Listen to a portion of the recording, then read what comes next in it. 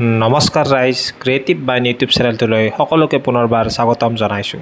তো আজি আমি চাবলৈ বা বুজিবলৈ চেষ্টা কৰিম যে HCL এপত যি আমি তথ্যসমূহ ভৰাওঁ, সেই ভৰাওঁতে যদি আমি ভুল হয় তেতিয়াহ'লে তাৰ আমি শুধৰণি কেনেকৈ কৰিম বা ডিলিট কৰাটো উচিত নে এডিট কৰাটো উচিত, এইখিনি কথা আমি বুজিবলৈ চেষ্টা কৰিম। গতিকে ভিডিঅ'টো শেষলৈ যাব আৰু ভাল পালে ভিডিঅ'টো লাইক, শ্বেয়াৰ আৰু ছাবস্ক্ৰাইব কৰিবলৈ নাপাহৰিব। গতিকে আহক, ক্ৰিয়েটিভ মাইণ্ড ইউটিউব চেনেলটোলৈ সকলোকে পুনৰবাৰ স্বাগতম জনাইছোঁ।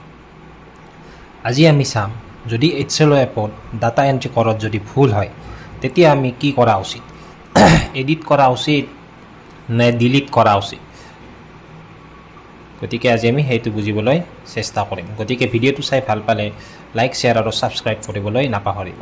গতিকে যদি আমি এইটো চাওঁ যে ডাটা এটা এণ্ট্ৰি কৰিলোঁ, ছাপ'জ কিবা আমাৰ ভুল হ'ল, যদি আমি এটা ডিলিট কৰিবলৈ যাওঁ তেতিয়া আমাৰ কি হ'ব, আমি ডিলিট কৰিব পাৰিম, কিন্তু যিটো লাইন নম্বৰ থাকে সেই লাইন নম্বৰটো যিহেতু ছিষ্টেমে অট'মেটিকেলি ডিটেক্ট কৰি লয়, তো লাইন নম্বৰ এটা কি হ'ব, বাঢ়ি যাব। যদি এটা ডিলিট কৰে এটা বাঢ়িব, 10টা ডিলিট কৰে 10টা বাঢ়ি যাব, আৰু সেইটোৰ আপুনি শুধৰণি কৰিব নোৱাৰিব।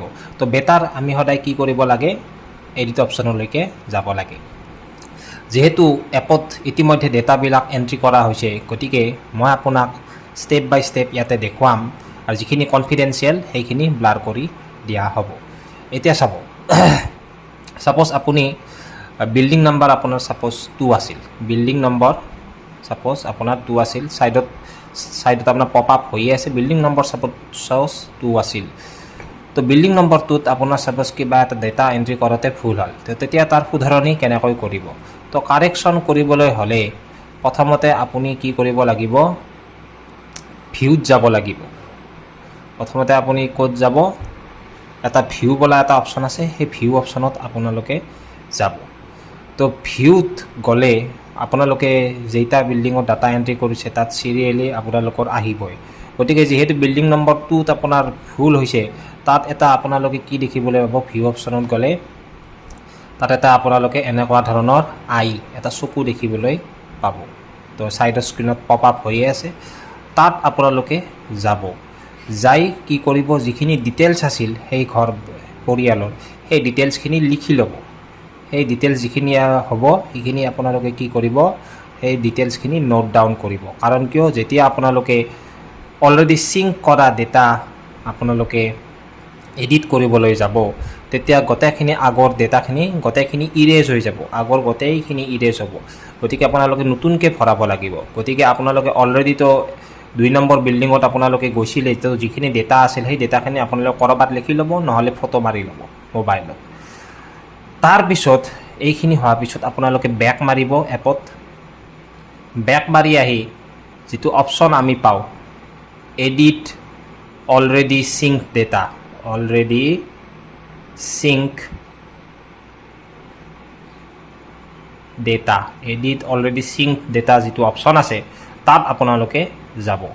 তাত গ'লে আপোনালোকে কি পাব, এখন তাতে পেন এটা, এনেকুৱা ধৰণৰ পেন এটা আইকন এটা পাব। সেই পেন আইকনটোত আপোনালোকে ক্লিক কৰক। ক্লিক কৰিলে আপোনালোকে কিয় এডিট কৰিব বিচাৰিছে সেই এটা ডায়লগ বক্স এটা খোলা খাব, পপ আপ হ'ব। তো তাত 3টা অপশ্যন থাকিব, বাই চাৰ্জ অফিচাৰ, বাই ছুপাৰভাইজাৰ, বাই সেল্ফ।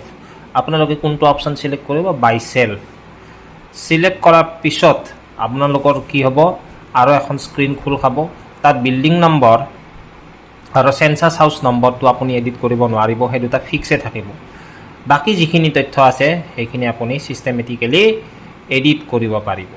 এডিট কৰা হোৱাৰ পিছত আপোনালোকে ক'লৈ যাব, চিংক, যিটো চিংক অপশ্যন আছিল, এগেইন চিংক অপশ্যনত যাব। আপোনালোকৰ নিজৰ ছিগনেচাৰ দিব, যিটো ছিগনেচাৰ আছিল সেই ছিগনেচাৰটো আপোনালোকে দিব।